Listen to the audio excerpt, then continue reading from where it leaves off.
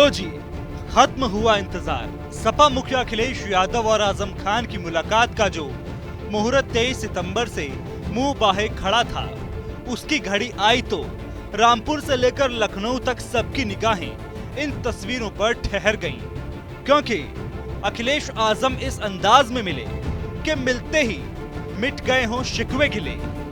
एक दूसरे के हाथों में हाथ वाली इन तस्वीरों ने तासीर ही बदल दी। के मिलने में आया हूँ और मैं जेल मिलने नहीं पहुँच पाया था।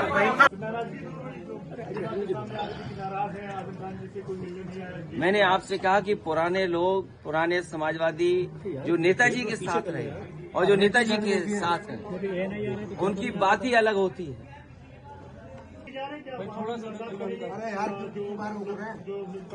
मैं अभी केवल आदरणीय आजम खान साहब से मिलने आया, उनका हालचाल लेने आया। तो क्या लगता था सर, जिस तरह से कयास लगाए जा रहे थे कि आजम खान साहब आपसे नाराज है काफी, मैंने आपसे नाराजगी दूर हो पाई? आदरणीय आजम खान साहब हमारे पुराने ये आपको सूचना मिली कहाँ से? ये आपकी सूचना है। जेल से रिहाई के बाद आजम खान जिस अंदाज में अपने जज्बातों को लहरा रहे थे, जिन लफ्जों से अपना हाल बता रहे थे, उसमें अखिलेश यादव से मुलाकात का सवाल बार बार शोर कर रहा था। लेकिन बुधवार को जैसे ही अखिलेश यादव रामपुर पहुंचे तो खुद आजम खान उनकी आगवानी के लिए आए। एक ही गाड़ी में दोनों साथ आए और फिर एक लंबी मुलाकात के बाद अखिलेश यादव ने भी दरख्त वाले दर्जे में संदेश दिया कि हम साथ साथ हैं, आजम खान भी हमारे साथ हैं। और आदरणीय आजम खान साहब वो बहुत पुराने नेता हैं। पुराने नेताओं की बात ही कुछ और है, पुराने लोगों की बात ही कुछ और होती है। ये हमारी पार्टी के दरख्त हैं, इतनी गहरी जड़ें और उतना ही गहरा उनका साया भी हम लोगों के साथ हमेशा रहा है। और ये बड़ी लड़ाई है, उसमें हम सब लोग मिलकर के लड़ेंगे। उनका स्वास्थ्य अच्छा हो, उन्हें न्याय मिले और शायद देश के इतिहास में और पॉलिटिकल कैरियर के इतिहास में पता नहीं भारतीय जनता पार्टी कौन सा गिनीज वर्ल्ड रिकॉर्ड बनाना चाहती है, कौन सा वर्ल्ड रिकॉर्ड की पॉलिटिकल परिवार आदरणीय आजम खान साहब पे सबसे ज्यादा केस लगे हैं। अखिलेश यादव के रामपुर जाने से पहले राजनीति के गलियारों में गदर भी दिखा। अखिलेश यादव को बरेली जाने से रोकने के लिए मुरादाबाद वाला रास्ता भी सुझाया सरकार ने, लेकिन अखिलेश यादव भी अड़ गए। हालांकि फिर तय ये हुआ कि बरेली से भी कार नहीं, जहाज से ही जाएं।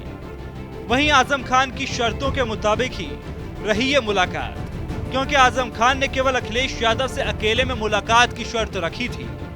इसी वजह से रामपुर वाले सांसद मोहिबुल्ला नदवी को भी साथ नहीं लाया अखिलेश। इस मुलाकात के जरिए एक बार फिर पीडीए के फॉर्मूले पर 2027 की बिसात भी बिछा गए अखिलेश यादव।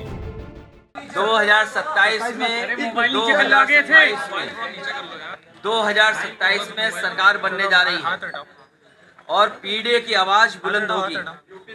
कि कोई कल्पना कर सकता है कि सुप्रीम कोर्ट में जज साहब के ऊपर भी जूता फेंक दिया गया हो या जूता निकाला गया हो। तो पिछड़े दलित, अल्पसंख्यक, मुसलमान भाई मोबाइल आगे से हटाओ ना, आदिवासी जो पीडीए परिवार है वो एक सूत्र में बना हुआ है अपनी पीड़ा से। वो अपमानित महसूस करता है और इस सरकार में अपमानित हो रहा है लगातार। मायावती की रैली से एक दिन पहले हुई अखिलेश यादव और आजम खान की इस मुलाकात के मायने भी खूब निकाले जा रहे हैं। तमाम लोग अपने अपने तरीके से इसकी व्याख्या कर रहे हैं। समाजवादी पार्टी और आजम खान के कैसे रिश्ते हैं, ये किसी से छुपा नहीं है और बहुत गहरे रिश्ते हैं। समाजवादी पार्टी कहती है हमारे वरिष्ठ नेता हैं, लेकिन इतने दिनों के बाद 23 तारीख को उनकी रिहाई हुई, उनको जमानत मिली और समाजवादी पार्टी के राष्ट्रीय अध्यक्ष जी को आज मौका मिल रहा है उनसे मिलने का।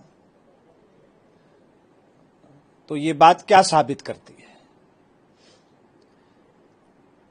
समाजवादी पार्टी के अध्यक्ष जी उनसे नहीं मिलना चाहते थे इतना दिन, कि आजम खान तैयार नहीं थे?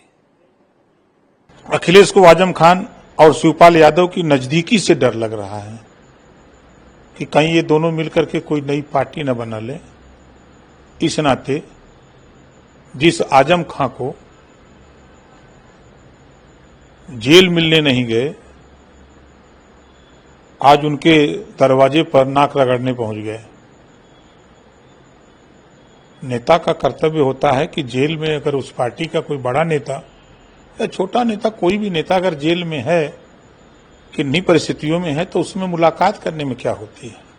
लेकिन बहरहाल अखिलेश यादव से मुलाकात के वक्त आजम खान की झलकी हुई आंखें और लफ्जों ने वैसे तो बहुत कुछ कह दिया, लेकिन सवाल यही है कि मुलाकात हुई तो बात क्या हुई। सवाल ये भी है कि अब जब दोनों मिले, बाकी तो नहीं, कोई शिकवे गिले